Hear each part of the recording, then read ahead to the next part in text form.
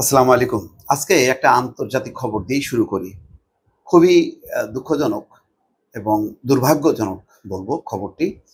সেটি হচ্ছে যুক্তরাষ্ট্রে প্রবেশে ১২ টি দেশের নাগরিকদের উপর নিষেধাজ্ঞা ট্রাম্পের। আমরা জানি যে এর আগেও মাঝে মধ্যে ২-১ টা দেশ ইরান বা কোনো দেশের উপর দেওয়া হয়েছে। কিন্তু ১২ টা দেশের নাগরিকদের উপর। আরে ভাই, নাগরিকরা কোনো অপরাধ করে? অপরাধ করে হচ্ছে ওই দেশের সরকার। সরকারের রাষ্ট্রপতি, মন্ত্রী ওদেরকে দাও।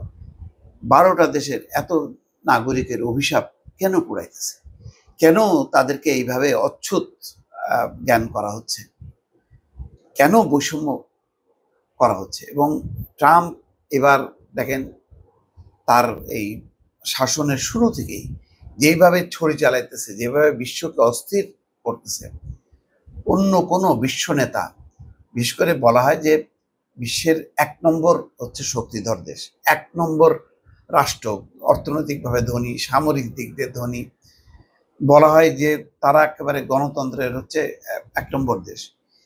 এরা যদি এই ধরনের বিভাজন তৈরি করে, এই ধরনের বৈষম্য তৈরি করে, এই ধরনের তিক্ততা তৈরি করে, একটা যে কোনো দেশের নাগরিক, একটা মানে একটা দেশের, মনে করেন আজকে কোনো কারণে বাংলাদেশ, যে সরকার অপরাধ করছে, আমি দায়ী হব?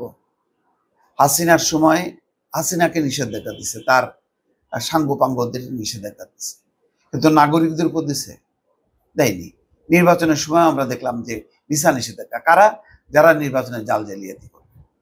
কিন্তু এইটা কি ধরনের? আপনি দেশ শুদ্ধা, দেশের এই ১২ টা দেশ মিলায় কত নাগরিক হবে?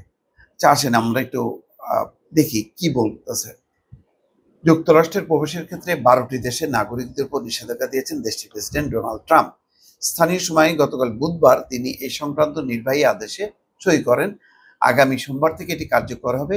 এই নিষেধাজ্ঞার মধ্য দিয়ে নিজের প্রথম মেয়াদের অন্যতম বিতর্কিত পদক্ষেপের পুনরাবৃত্তি ঘটালেন রিপাবলিকান এই প্রেসিডেন্ট। পুনরাবৃত্তি মানে আবারও ঘটালো আর কি। নতুন এই নিষেধাজ্ঞার আওতায় রয়েছেন আফগানিস্তান, মিয়ানমার, চাদ, কঙ্গো প্রজাতন্ত্র, Equatorial Guinea, Eritrea, Haiti, Iran, Libya, Somalia, Sudan এবং ইয়েমেনের নাগরিক। দেখেন, মিয়ানমারের যে কথা বললো, মিয়ানমারের স্বাধীনতাকামী জনগণ লড়াই করতেছে তাদের সামরিক জান্তাদের বিরুদ্ধে। আপনি কি করলেন? সবার উপরে নিষেধাজ্ঞা দিয়ে দিলেন, নাগরিকদের উপর। এছাড়া ট্রাম্প আরও 7টি দেশের উপর আংশিক নিষেধাজ্ঞা আরোপ করেছে: Burundi, Cuba, Laos, Sierra Leone, Togo, Turkmenistan এবং ভেনেজুয়েলা। হোয়াইট হাউস জানিয়েছে উভয়ই নিষেধাজ্ঞা আগামী সোমবার থেকে কার্যকর হবে। নিষেধাজ্ঞার বিষয়ে সামাজিক যোগাযোগ মাধ্যমে এক্সে পোস্ট করা এক ভিডিও বার্তায় ট্রাম্প বলেন, কলোরাডোতে ইহুদিদের উপর একটি র্যালিতে পেট্রোল বোমা নিক্ষেপের ঘটনায় এই পদক্ষেপ নিয়ে আসে। ইহুদিদের উপরে যারা পেট্রোল নিক্ষেপ করছে, বোমা, অপরাধীদেরকে শনাক্ত করেন, তাদের শাস্তি দেন। কিন্তু লক্ষ লক্ষ বা কোটি কোটি নাগরিক, তারা কেন এই অপরাধের দায় নেবে? এটা কি ন্যায় বিচার হলো? এটা কি ন্যায় বিচারের প্রতীক? একটা বিচারক হিসেবে কি ট্রাম্প এটা করতে পারে? এই বিচার? মার্কিন কর্তৃপক্ষ জানিয়েছে অবৈধ ব্যক্তি দেশটিতে অবৈধভাবে অবস্থান করছিলেন। কলোরাডোতে বোল্ডারে স্থানীয় সময় রোববার দুপুরে ওই হামলার ঘটনায় হামলাকারীকে ঘটনাস্থল থেকে আটক করেছিল পুলিশ। তিনি একজন মিশরীয় নাগরিক। এই পদক্ষেপ নেওয়ার ক্ষেত্রে ট্রাম্প ওই ঘটনার কথা উল্লেখ করলেও নিষেধাজ্ঞার তালিকায় থাকা দেশগুলোয় মিশরের নাম নেই। দেখেন, মিশর নাই। হ্যাঁ, এছাড়া হার্ভার্ড বিশ্ববিদ্যালয়ে বিদেশি শিক্ষার্থীদের ভিসা প্রদানের ক্ষেত্রে বিধিনিষেধ আরোপ করে আরেকটি নির্বাহী আদেশ সই করেছেন বলেও জানিয়েছেন যুক্তরাষ্ট্রের প্রেসিডেন্ট ডোনাল্ড ট্রাম্প। ট্রাম্প নাকি ভর্তি হতে পারেনি হার্ভার্ড ইউনিভার্সিটিতে, এই জন্য তার এই ক্ষোভ থেকে এটা করছে। যাক, এটা না বলি।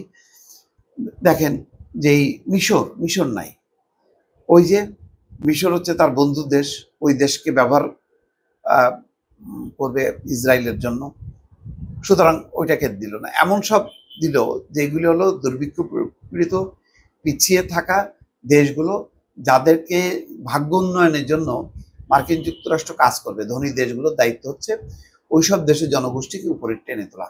তাদের উপর নিষেধাজ্ঞা দিয়ে দিল। এটা কোন ধরনের অবিচার? একটা অবিচার থাকতে আর একটা অবিচার। আর এইদিকে ত্রাণের জন্য গাড়ির কাছে যাইতে পারতেছে না, যারা ত্রাণ নিতে যাচ্ছে তাদেরকে গুলি করতেছে, বাধ্য হয়ে ত্রাণ কেন্দ্রগুলো বন্ধ করছে। ওটার ব্যাপারে নিশ্চুপ। আর এখানে একটা পেট্রোল বোমা মারছে ইহুদিদের উপর, উনি জ্বলে উঠলেন। কিন্তু মুসলমানদেরকে যে বেছে বেছে গুলি করা হচ্ছে, ক্ষুধার্ত মানুষকে প্রতিদিন প্রায় 100 মারা যাচ্ছে গাজায়, ওনার কোনো ইয়ে নেই। হাই বিশ্ব বিবেক। ভালো থাকবেন। আল্লাহ হাফেজ।